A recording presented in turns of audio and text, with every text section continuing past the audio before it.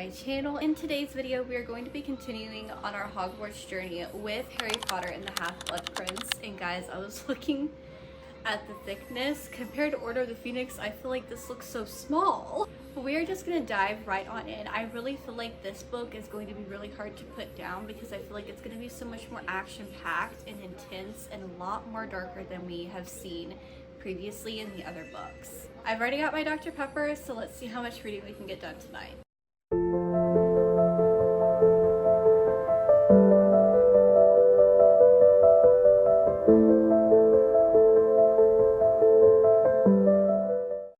This is very interesting. The Prime Minister of Muggles and Fudge? So you're telling me Dementors can breathe? What? Also, I'm not sorry with what happened with Fudge. With the way that he acted in book 5, that was much deserving. Okay guys, we just finished chapter 9, which was the Half-Blood Prince. So we got introduced to the potions textbook that Harry does inquire. But as I'm sitting here reading, I'm starting to remember exactly what Draco's plans include and the emotional damage that is going to come from my throat. And I don't know if I'm prepared for that. Also, I think this is the book where Harry starts to realize that he has feelings for Ginny, and Ron and Hermione are going to start to realize that they actually do like each other. But it's around 9 o'clock, so I'm hoping that we're able to at least get to the halfway point tonight. Hey guys, so we are officially at the halfway point, and y'all, Harry is definitely feeling some feels right now, with not just the whole situation with Ginny, but with Ron and Hermione. And it's crazy to see that side of what was going through Harry's mind when he realized that Ron and Hermione probably like each other, and that's why they're bickering so much and acting weird. Because right now where I'm at, Ron is with Lavender, and Hermione is definitely feeling her feels right now too. It's crazy because Hermione and Ron definitely don't believe Harry's suspicions about Draco and what he's currently doing and stuff. He overhears a certain conversation. He's like, oh, I freaking knew he was up to something crazy. It's definitely going to be interesting to see how that plays out in the book, but I'm also not ready for the emotional damage that's coming because I don't know exactly what is coming. I just know that it happens. I'm going to assume that it's going to happen towards the end of the book, but I'm still not going to be prepared. And I'm probably still gonna cry. I know that I'm gonna be up for a while tonight because we do have a tornado watch coming our way. I enjoy a good thunderstorm or a good rainstorm, but when it's with a tornado, it gives me so much anxiety. So I know that I'm gonna be watching a lot of Travis Myers tonight. I don't know exactly how much reading I am going to be getting done because my favorite hockey team is also playing at 9 o'clock tonight. And I also want to color, but we're going to see how much we can get done. Okay guys, we made it to page 422 last night. I actually read a lot more than I truly thought I was going to. But I'm very interested to see what Creature and Dobby pick up with Draco.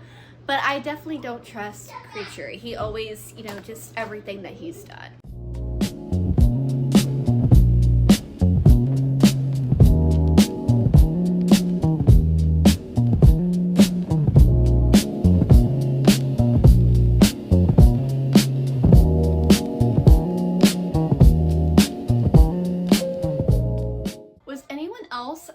Shocked to see that what Voldemort wanted as his job when he finally finished Hogwarts, I mean, now obviously with all the information that we have about his past with the memories, we know that that wasn't really what he was after. He was definitely after something else. Just shocked to hear that, and I don't know, it was very interesting to see Voldemort's past from when he was a child up to before Harry was born, and getting all those little tiny facts, starting to realize what Deathly Hallows really is about. I really cannot believe we're almost finished with this book. Like, I almost don't want to finish it. I know what's coming and I'm not ready to read about it.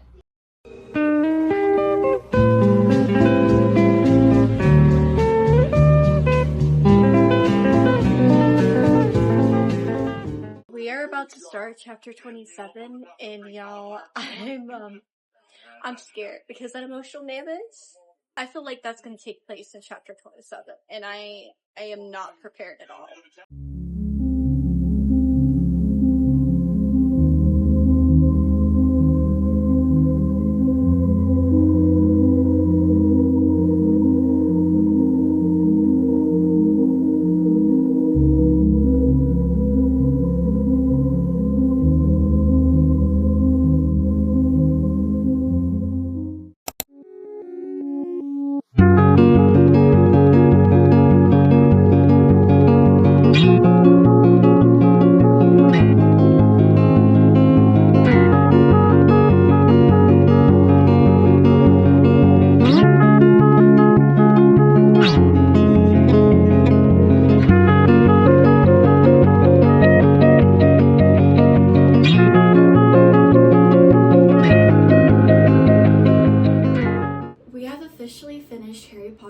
Half-Blood Prince, the book and the movie, so let's discuss. This book was a lot. Of course, I'm rating it 5 stars. You get so much more information about Voldemort's past, like as a child, as a teenager, as an adult. So many things. And by those memories that we get, I started to realize what the Deathly Hallows actually was all about. Because growing up, I never really understood the whole point of Deathly Hallows, like what exactly was taking place. Now I'm gonna understand. I also really like that you get a little bit of lightheartedness in here too, with the romance sprinkled throughout with all the characters. And of course, the tragedy that does take place in this book. It's so different reading about it, because when you're reading it, you're reading about what Harry's going through, and that makes it all the more heartbreaking. For the movie, okay, I actually did enjoy this movie because I think it's because I understood a lot more what was going on and what was coming. I didn't understand why they added like a brand new scene that wasn't even in the book. Like, I get it for the action purposes and for making things seem a lot more serious like it is in the book, but why are you going to add the Burrow scene and not add how Dumbledore actually picks up Harry to begin off to Hogwarts for term? I also didn't like that we didn't get Dobby in here. Like, why are we not putting Dobby in these movies? And I didn't like that we didn't get all the memories from Voldemort. In the book, you get so much information about his past, and you don't get that much in the movie. And not to mention what they did with Bill's character in the movie, it's literally non-existent. And I feel like something like that happens to a character in the book needs to be played out on the movie. And I also wished when the tragedy took place that we got to see more of how it affected Harry in the way that it affected him in the book. In the movies, he's just like, oh, and, you know, and that's it. And he obviously will go through his grief throughout the next movie, but I didn't